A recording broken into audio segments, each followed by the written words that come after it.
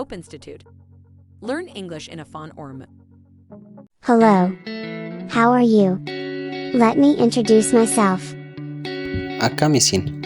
Mee of sinaa barsiisu? My name is Sabontu.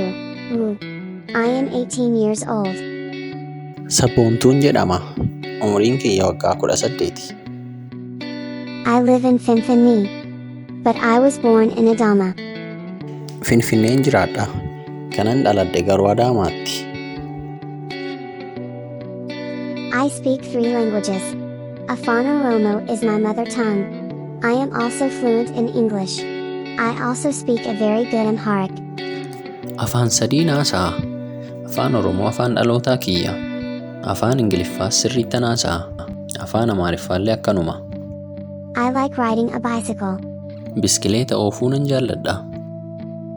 I also like to sing. Sirbuus akkanuma nan jaalladha. I enjoy reading books too. Kitaaballee dubbisuu nan jaalladha.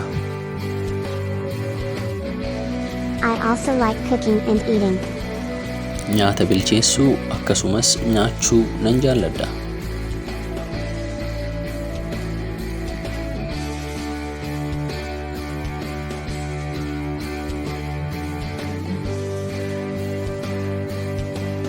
After I come home from school, I eat my favorite food and watch TV.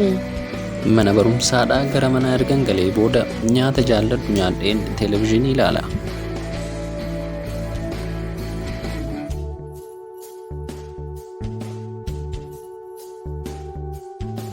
On weekends, I go out and meet my friends. Dhuma torbee irratti hiriyoota kiyya waliinan wal arga. We have coffee, we eat and we have a lot of fun. Buna waliin dhugna, nyaatas nyaanna, baay'ee bashannanna. I also study for school. Barumsa kiyyas nan qayyabadha.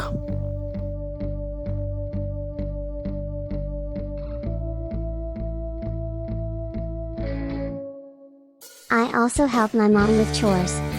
Harmee kiyyas hojii mana keessaa nan gargaara. I wash the dishes and clean the house. Meeshaa nyaanni itti nyaatame nan miica. Manas nan qulqulleessa. I also help her with cooking food. Nyaata bilcheessuudhaanis nan ishii gargaara. Someday, I will be a very famous singer. Guyyaa tokko sirbituu baay'ee beekamtuun ta'a. And I will sing on different stages in different cities. Waltajjii adda addaa magaalota adda addaa keessattis nan sirba. I want to tell you more about myself but I'm late for school. Kanaa'u lakkanaa soofteef barumsi natti barfate. See you next time. Bye bye. Haga walitti deebinutti nagaan tura. Hi, Akamisan. Do you want to learn English in Afaan Oromoo? Hi. Do you want to learn English in Afaan Oromoo? Hi. Do you want to learn English in Afaan Oromoo? Subscribe to our YouTube channel. Follow us on TikTok. And like our Facebook page. Most importantly, share the good news to your friends and family. Thank you.